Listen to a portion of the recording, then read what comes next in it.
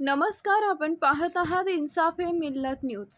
जाफराबादमध्ये एक असा प्रकार घडलाय ज्यामुळे संपूर्ण जिल्ह्यात खळबळ उडाली आहे. प्रश्न फक्त एका जेसीबीचा नाही, प्रश्न आहे कायद्याचा, प्रश्न आहे पोलीस प्रशासनाच्या धाकाचा आणि प्रश्न आहे वाळू माफियांच्या वाढत्या बेधडकपणाचा.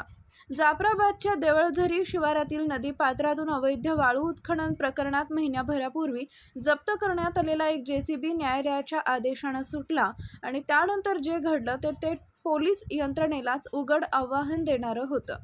न्यायालयाच्या आदेशानंतर जेसीबी जाफराबाद पोलीस ठाण्यातून बाहेर काढण्यात आला, पण बाहेर पडताच चालकांना आणि संबंधितांनी पोलीस ठाण्याच्या हाकेच्या अंतरावर असलेल्या चौकात आणि देवळझरी गावात फटाके फोडून जल्लोष केला. हा जल्लोष केवळ वाहन सुटल्याचा आनंद नव्हता, तर तो पोलीस प्रशासनाला दिलेला एक उघड संदेश असल्याची चर्चा आता जोर धरतेय. याहूनही एक धक्कादायक बाब म्हणजे या जेसीबी चालकानं मोबाईलवर एक स्टेटस ठेवत थेट पोलीस कर्मचाऱ्यांना धमकीवजा इशारा दिल्याचं समोर आलंय. त्या स्टेटसमध्ये "झुला झुल मगर बाप को मत भूल, शांततेत कार्यक्रम होणार तुझा 100% असा मजकूर टाकण्यात आलाय. या मजकुराचा रेख नेमका कुणाकडे होता हा प्रश्न उपस्थित होत असतानाच तो थेट कारवाई करणाऱ्या पोलीस कर्मचाऱ्यांना उद्देशून असल्याची चर्चा रंगली आहे. ही संपूर्ण घटना 13 एप्रिल रोजी सुरू झाली होती. देवळझरी शिवारातील नदीपात्रात अवैध वाळू उत्खनन सुरू असल्याची माहिती मिळाल्यानंतर काही पोलीस अधिकाऱ्यांनी धाड टाकत ट्रॅक्टर आणि जेसीबी जप्त केला होता. या कारवाईनंतर वाळू व्यवसायाशी संबंधित मंडळींमध्ये मोठी नाराजी निर्माण झाली होती, कारण स्थानिक पातळीवर काही पोलीस कर्मचाऱ्यांवर अवैध वाळू उपसा करणाऱ्यांकडून हप्ता वसुलीचे आरोप आधीपासूनच होत आहेत. त्यामुळे ही कारवाई अनेकांच्या जिवारी लागल्याचं बोललं जात आहे.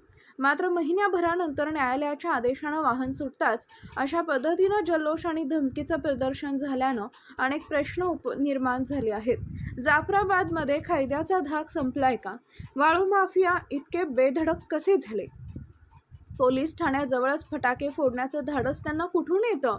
विशेष म्हणजे जिल्ह्यात नुकतेच नवनियुक्त पोलीस अधीक्षकांनी पदभार स्वीकारलाय. अशा वेळी वाळू माफियांनी थेट पोलीस प्रशासनालाच आव्हान दिल्यानं ही बाब अधिक गंभीर मानली जाते. या प्रकाराकडे वरिष्ठ अधिकारी कसं पाहतात आणि संबंधितावर काय कारवाई होते याकडे आता संपूर्ण जिल्ह्याचं लक्ष लागलंय.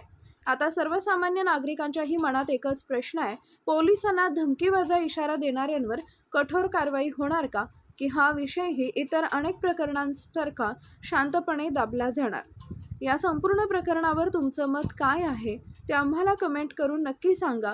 अशाच निर्भीड आणि सत्य बातम्यांसाठी आमच्या चॅनलला सबस्क्राईब करा, व्हिडिओला लाईक आणि शेअर करायला विसरू नका. तुला जागेवर घोडा लावायचा दम असून पण मी शांत बसतोय, कारण मला पण बघायचंय कोणाच्या जोर उड्या मारतो आणि तो माझं काय घंटा वाकडे करतो. झूला झूल पर बाप को मत भूल.